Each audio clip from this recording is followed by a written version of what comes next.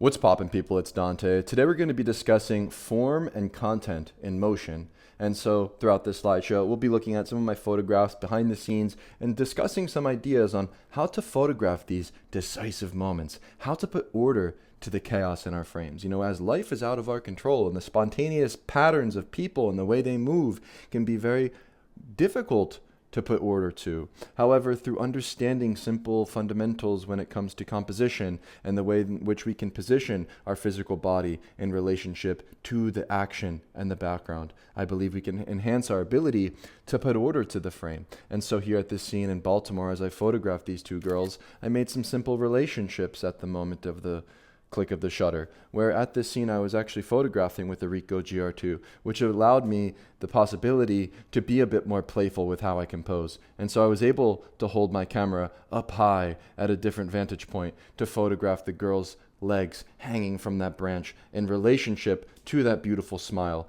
and the relationship of her action and movement of swinging from that tree trunk. And so these very simple compositional decisions that enhance a photograph through the use of form and the visual impact of the emotion and the movement, right? Where energy in motion, this is what we want to photograph. That is emotion, the emotion of her face, that gesture of her smile, the action of her swinging. You know, this is energy in motion. This is what we want to go out there and look for when we're photographing on the streets, is going out there and photographing a scene with energy, where this can add a narrative to a street photograph, where essentially capturing action, it's about both form and content. And I believe that sometimes the movement in a frame, the content in a frame, can be the thing that elevates something so mundane and so simple to a new height, through recognizing the way in which I could position my body in relationship to the foreground and the background of the rainbow there, by using these strong leading lines of the sidewalk and waiting and being observant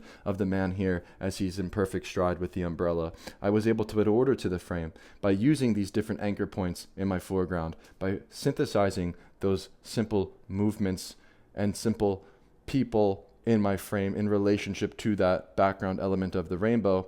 Here in the right-hand side of the picture, I was able to essentially anticipate this moment, anticipate and plug different elements in like a visual puzzle, you know, where I position myself at an anchor point. I knew that I could use these subjects here, 1, 2, and 3, as a way for me to create order and structure in the frame, breaking it up using the rule of thirds and following these very simple fundamental compositional decisions when it comes to creating strong form. But that cherry on top, that person moving, that perfect stride gesture with the umbrella creates more depth and adds this narrative to the photograph through the motion, through the energy that's unfolding very naturally at this scene, where you can't really force this thing, right? Where sometimes life is out of our control and it's up to us to position ourselves in relationship to that chaotic energy and position ourselves in a way that can enhance a photograph visually through that impactful movement in the picture. And so as these children were rushing towards me, I dropped to a low angle, giving emphasis to the gesture of the boys as they're playing against that blue sky.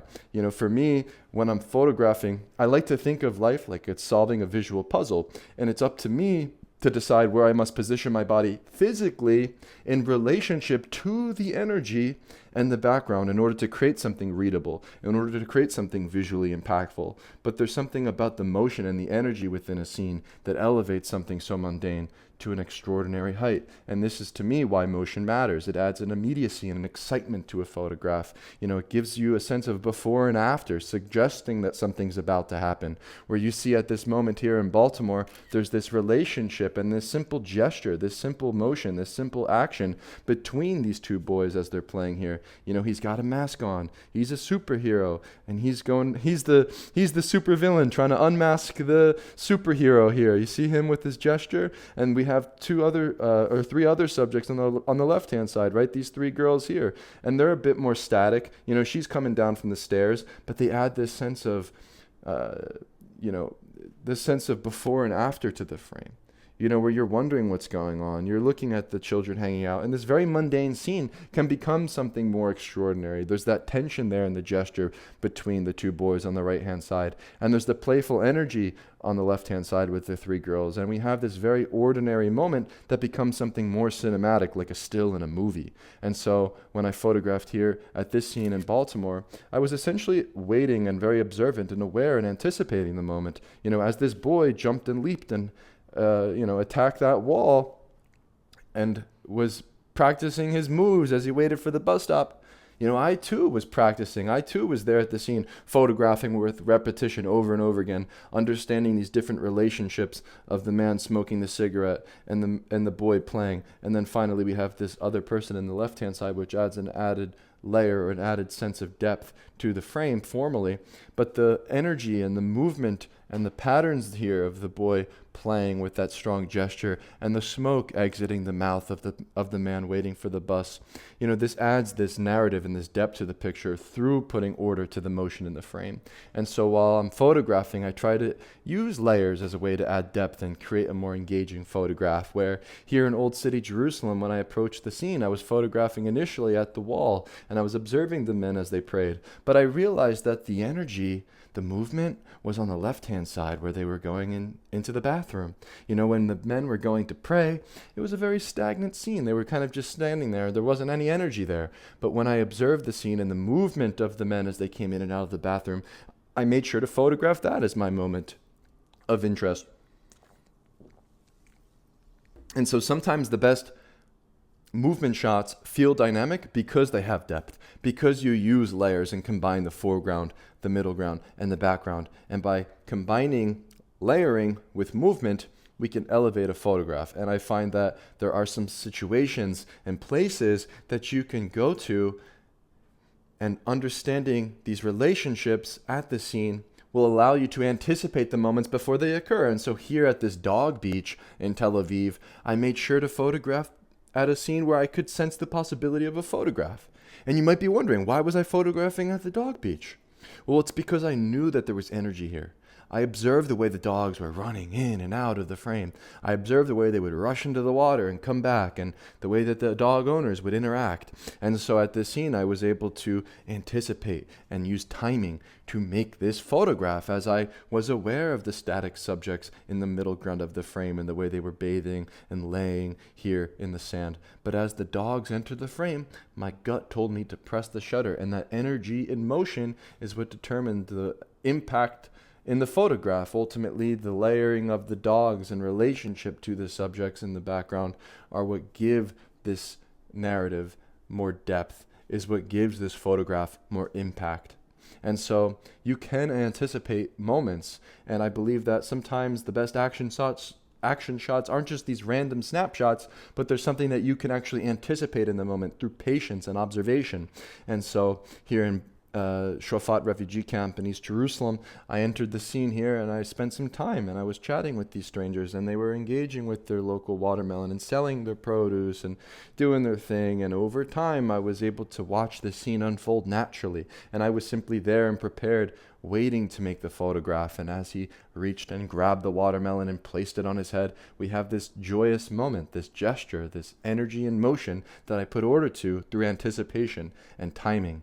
And so through time spent at this scene here in Napoli, I observed as the men gathered, and I was spending 2 hours here, and I was swimming and enjoying food, and over time they grabbed the watermelon out of the sea and cracked it open and shared it amongst their friends. And I observed the swimmer in the background and was trying to make relationships between the men with the watermelon and the background element of the swimmer. And so by being present and anticipating this moment, I essentially was able to come home with a photograph putting order to the chaos in the frame, where essentially by being patient, anticipating moments, you can increase your ability to create a more compelling photograph, where sometimes a photograph can add a bit more of a narrative because of motion, because we have a subtle motion, a subtle movement of a person, or a gesture. A simple hand being raised here at this scene in this baptism in the lake in Zambia, Africa, is the thing that could make or break this photograph. And here we have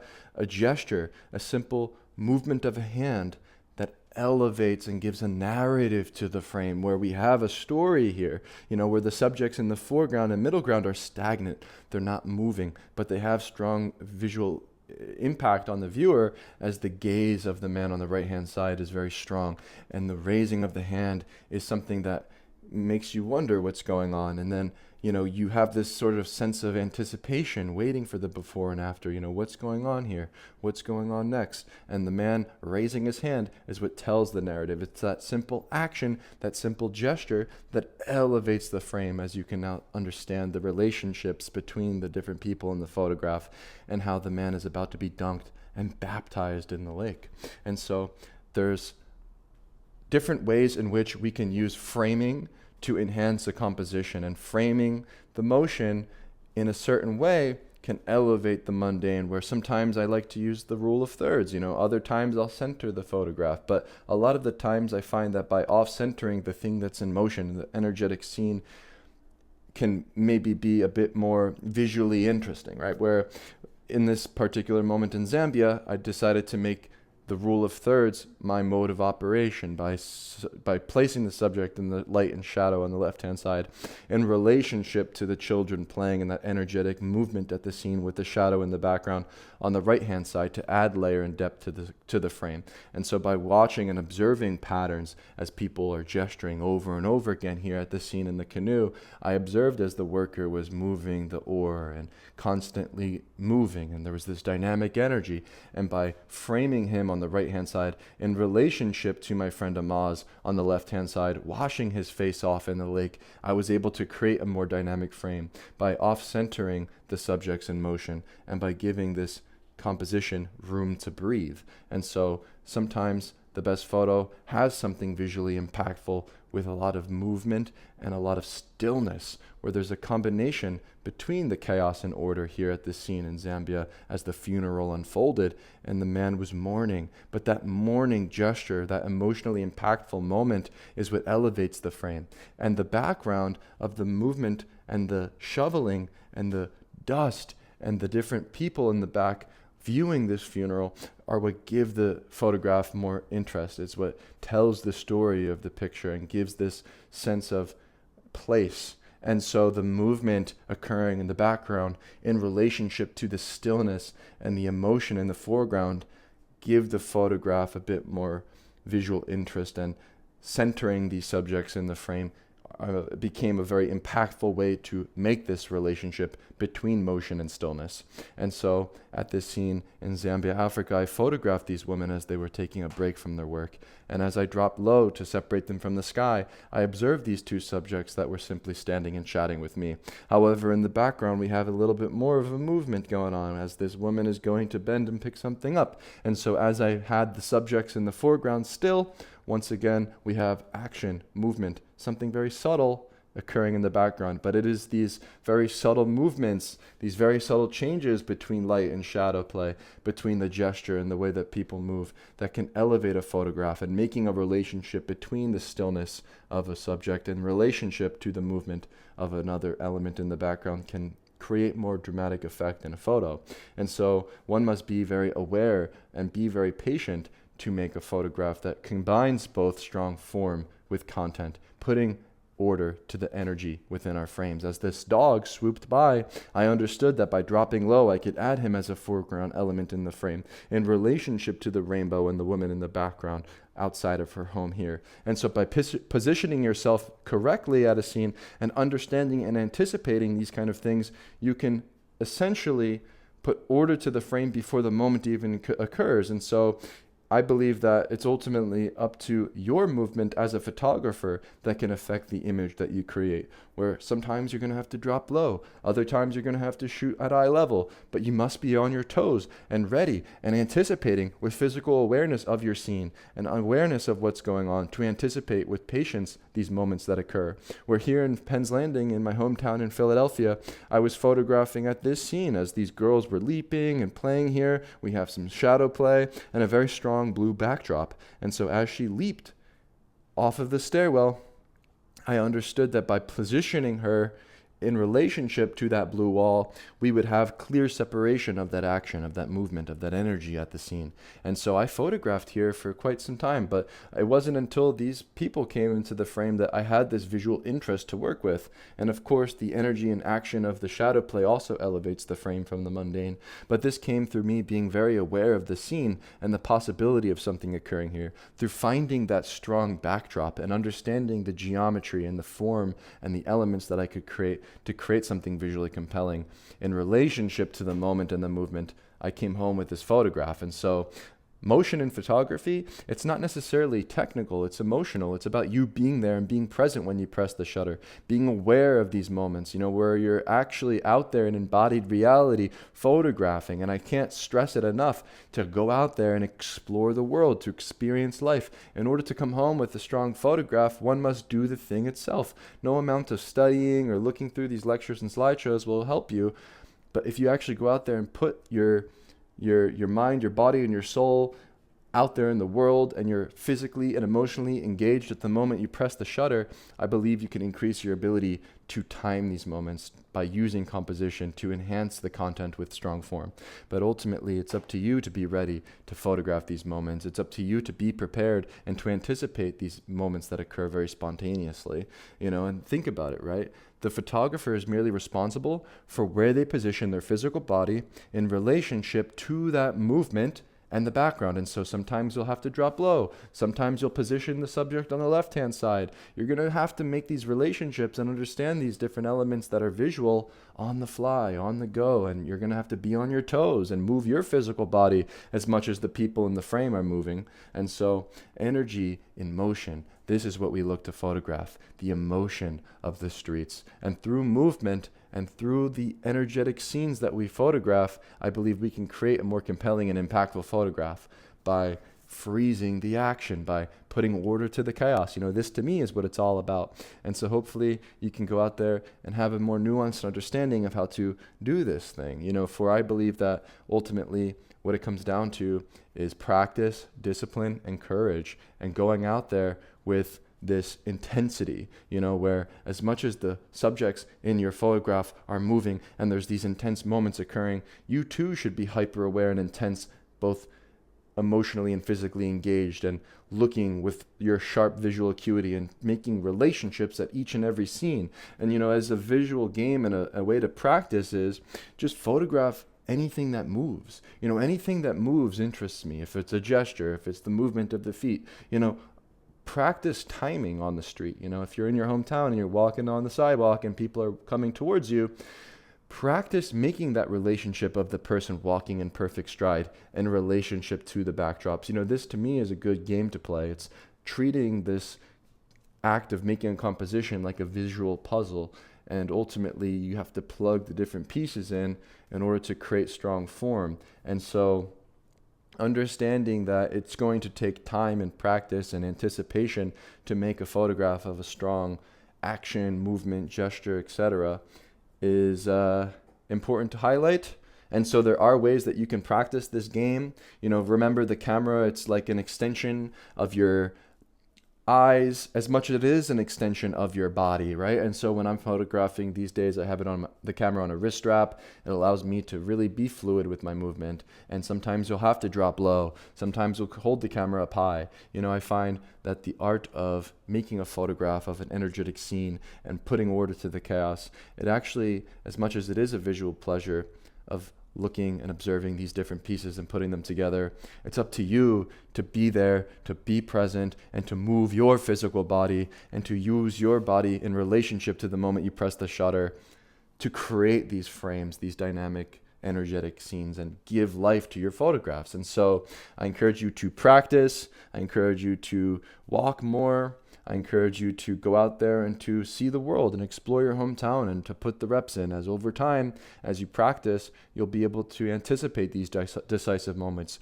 through your intuition. And the only way to increase your ability to photograph a decisive moment, the only way is through increasing your ability to heighten your intuition. And through heightening your intuition, through repetition, you can improve. And so by going out there and practicing daily, by putting the reps in and compounding time, you will find yourself in this flow state and being able to put order to anything that comes in your way.